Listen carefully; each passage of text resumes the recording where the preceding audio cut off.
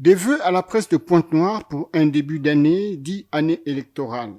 C'est le président Mabio Mavunguzinga du parti Alliance, candidat aux élections présidentielles, qui était devant les hommes de la plume et du micro pour leur souhaiter une très bonne année. Permettez-moi avant toute chose de vous adresser mes vœux les plus sincères pour cette nouvelle année 2026. Des vœux de santé, bien sûr, pour vous tous, mais surtout des vœux de courage, de lucidité et de liberté, car votre métier est l'un des plus exigeants et des plus exposés qui soit. Pour la première fois, un responsable politique a souhaité ouvrir l'année par un moment exclusif dédié à la presse, métier noble et séculaire, forgé dans l'histoire des luttes démocratiques. Étant le quatrième pouvoir, le président de l'Alliance a dialogué avec les chevaliers du micro et de la plume, non seulement pour leur dicter une conduite, mais pour échanger, car détenant un pouvoir singulier qui s'exerce par le langage, l'écriture, la parole et la pensée, qui façonne et éclaire le choix et parfois dérange. Au regard de tout, Mabio Mavunguzinga a relevé quelques précarités dans lesquelles vivent ces hommes de la plume. Le journalisme est un métier noble, très noble même dirons-nous, précisément parce qu'il peut coûter la vie. Et c'est cette noblesse qui impose des exigences élevées. Pourtant, regardons lucidement notre réalité. En Afrique en général et au Congo en particulier, le journalisme traverse une crise profonde. Précarité économique, dépendance aux tenants du pouvoir, pression politique, absence de protection sociale, et j'en passe. Mais il arrive aussi des moments où le journaliste devient un griot quand il renonce à l'investigation, quand il se contente de relayer sans vérifier. Alors il cesse d'être un contre-pouvoir. Sans enquête, sans contradiction, sans esprit critique, il n'y a plus de presse libre.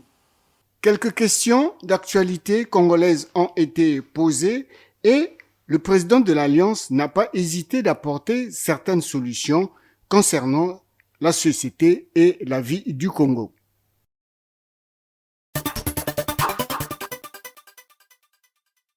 Ancien inspecteur principal des douanes, chevronné, humaniste et homme politique qui a conduit une grande carrière politique sur ses épaules, ne peut dormir tranquillement sur ses lauriers. Il partage son temps avec les peuples, plaçant le Congo au-dessus de tout et en fervent défenseur de l'unité nationale. Il n'hésite pas à apporter son soutien et partager son dévolu avec tous les peuples. Fervent chrétien, il a partagé sa matinée du dimanche avec les chrétiens de la paroisse Saint-Christophe de Mvumvu, avec lesquels il a suivi la messe et la prêche de la journée.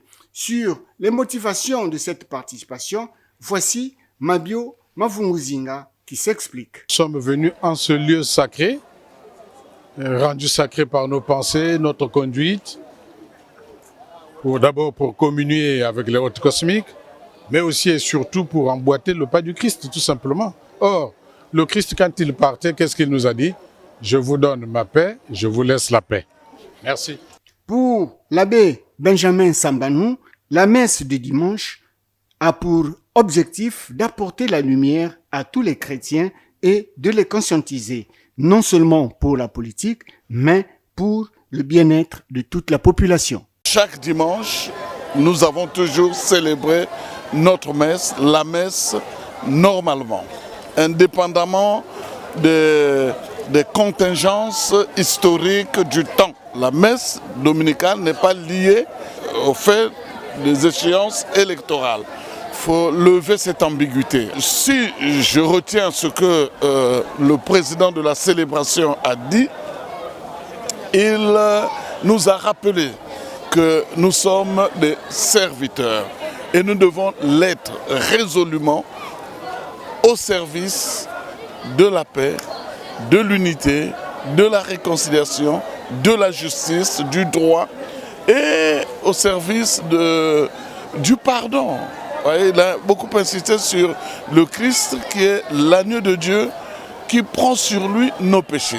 Et en prenant sur lui nos péchés, il nous ouvre le chemin du pardon. Et il nous a invités au pardon, que les uns des autres s'approprient cette vertu théologale qu'est le pardon. Alexandre Honoré Paka et François Ndouna, respectivement ministres représentants du chef de l'État dans le département de Pointe-Noire et du Kwilu, et maire de la ville de Mosenjo, homme d'affaires, patron de plusieurs entreprises, ont été faits docteur honoris causa par le conseil académique de la CONACES, International University Harvard Christians, en présence du Premier ministre, chef du gouvernement, des membres du gouvernement, des préfets de Pointe-Noire, du Kwilu et de la Bouenza, de la présidente du conseil municipal et départemental de Pointe-Noire, maire de la ville de Pointe-Noire, et de plusieurs invités venus assister à cette distinction honorifique qui résulte des œuvres des personnes honorées. Maire d'arrondissement au préfet, en passant par être commissaire politique, attaché politique, homme d'affaires, chevronné, créant plusieurs entreprises, octroyant près de 3000 emplois à la population, la réhabilitation de certaines infrastructures et édifices publics, voilà ce que leur a valu l'honneur d'être décoré ce jour. Il s'est de signaler que la CONACES est une organisation internationale consultative des Nations Unies, organe qui traduit et transmet les valeurs de paix. Tout ceci a été sanctionné par un culte œcuménique à la paroisse évangélique de Mvumvu, où confessions religieuses de l'œcuménisme et de la COSERCO ont adressé des prières pour le bien-être des Congolais et pour le bien-être du pays, surtout que nous sommes à l'orée des échéances électorales.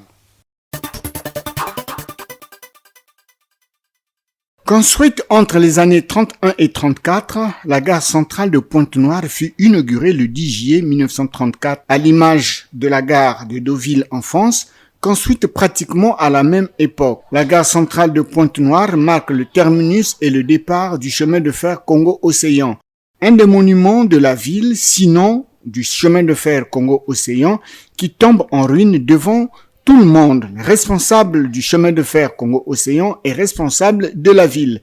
Le bilan du chemin de fer Congo-Océan n'a pas encore été déposé sur la table, ce qui marquerait la fin de cette société, ce qui vient à dire que la société vit encore. À la direction générale de celle-ci, le monde travaille. Considéré hier comme colonne vertébrale de l'économie congolaise, le chemin de fer Congo-Océan a connu beaucoup de transformations, beaucoup de mouvements. Chemin de fer Congo-Océan, ATC, Agence transcongolaise de communication, car reliant les pays de l'Afrique centrale, nous avons cité la RDC, le Tchad, le Centrafrique et le Cameroun, en passant par le port autonome de Pointe-Noire, unique port en eau profonde de la sous-région. Mais depuis les tristes événements que le pays a connus, la mise en œuvre de la route lourde en fait que le chemin de fer Congo-Océan connaisse une baisse considérable d'activité. Les agents d'exécution sont pratiquement absents et sans activité. Les agents de maîtrise, eux, sont de moins en moins actifs, même pas à la même vitesse comme dans le vieux beau temps où le chemin de fer était la véritable colonne vertébrale de l'économie congolaise. Par contre, certains cadres de la société sont toujours présents, assurant la permanence quotidienne. Question, est-ce que le chemin de fer Congo-Océan peut se comparer à la route? La réponse serait non, car le tonnage transporté par la route ne peut équivaloir à celui transporté par rail. Il y a 15-20 ans, la gare centrale était le lieu le plus animé de la ville de Pointe-Noire, le matin et le soir. Les taxis, qui venaient de tous les quartiers de Pointe-Noire et parfois du Kwilu profond, convergeaient tous vers la gare centrale pour déposer les voyageurs. Une ambiance que l'on ne vivra peut-être plus jamais. Ah, le chemin de fer Congo-Océan, avec ses trains, Soleil, train express, train bleu et le train à la grande vitesse où l'on pouvait passer 2 à 3 jours entre Pointe-Noire et Dolisie. On se familiarisait dans le train, on pratiquait le vivre ensemble dans le train et certaines unions se sont formées dans le train même. Voilà pourquoi nous disons le CFCO ne doit pas disparaître.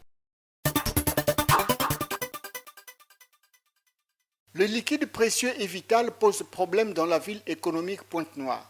L'on se demande sur ce que devait devenir la vie de la population dans les grandes majorités des quartiers de la ville de Pointe-Noire.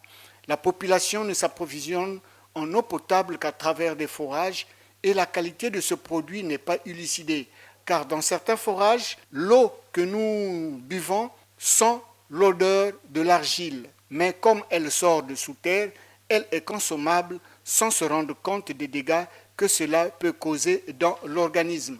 Les fontaines publiques ont disparu pour laisser la place aux fontaines personnelles dans les parcelles, mais celles-ci sont devenues des monuments dans les parcelles, car ne laissent couler aucune goutte depuis bientôt plusieurs années. Ces fontaines, héritées de la SNDE, devenue aujourd'hui la Congolaise de distribution d'eau, LCDE, sont là pour la bonne forme et ne servent plus à rien, quand bien même que les factures de la LCDE sont distribuées. À cela s'ajoute un autre problème, la difficulté dans les forages. Vous devez payer de l'eau tous les jours. 3 bidons de 25 litres à 100 francs, 2 bidons de 10 litres à 25 francs, la lessive, la vaisselle, la cuisine, le nettoyage, les toilettes, et ceci demande de l'eau. Combien de bidons devra-t-on s'acquérir pour une famille de 10 personnes pour une journée? Et combien d'argent à dépenser par jour, par mois? Là est toute la question. Certains pères de famille que nous avons trouvés devant les forages ont réagi de la manière suivante. Oui, s'approvisionner au forage ou à la pompe. D'abord, la pompe, ça n'existe presque plus.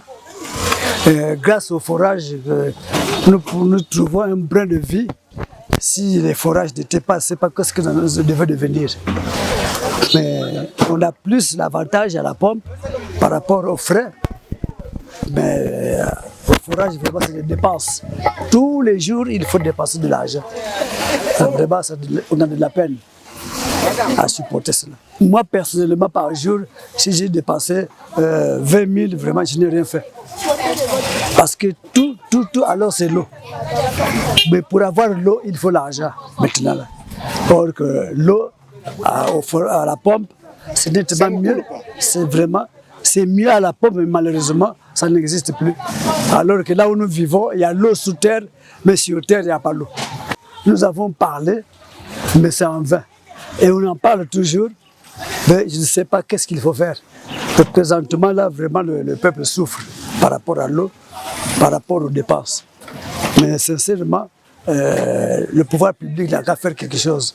Regarder un peu la peine des populations. Le pouvoir public n'a qu'à faire quelque chose. Vraiment. Regarder la peine de la population. Le football, ce sport unificateur, est de nos jours un sport pratiquement inexistant au Congo-Brazzaville. Aucun championnat depuis 2 ans et les équipes engagées en compétition africaine sont dans l'obligation de faire comme lorsque l'on pratiquait le football il y a 50 ans. Un football de quartier. La preuve, AC Léopard a été éliminé dès le premier tour et As Oteo continue la course, clopin-clopant. Mais le football au Congo est naturel. Même sans stade, les enfants jouent au ballon. Sans formation, les jeunes sont sur les différentes ruelles, avenues et parfois les cours des écoles pour jouer au football. Tels ces jeunes que vous avez sur votre petit écran. Sans apport financier, sans soutien, ils jouent au ballon et ils font ce que les plus grands ne font pas. Les plus anciens encadrent les plus petits. Le football aujourd'hui nourrit des familles entières et le nôtre n'a pas le droit de disparaître. Et les talents partent de la rue, tels que nous l'avions sur notre petit écran. Si certains pays ont procédé par des centres de formation, les nôtres, c'est dans la rue. Un petit coup de pouce permettrait à ces jeunes d'aller de l'avant. sur la motivation et les difficultés, voici le coach par circonstance.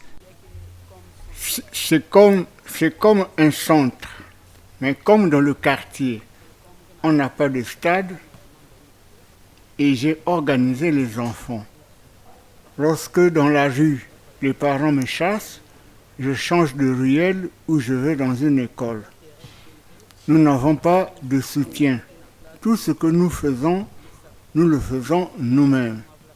Et ce que je fais, c'est après avoir vu ce qui entraîne que je viens également organiser les enfants.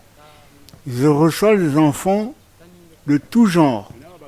J'en ai pratiquement 30 poussins, 25 cadets et 25 minimes.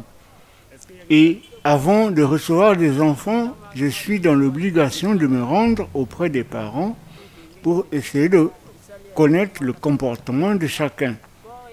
Le nom de notre centre, c'est Droit au but.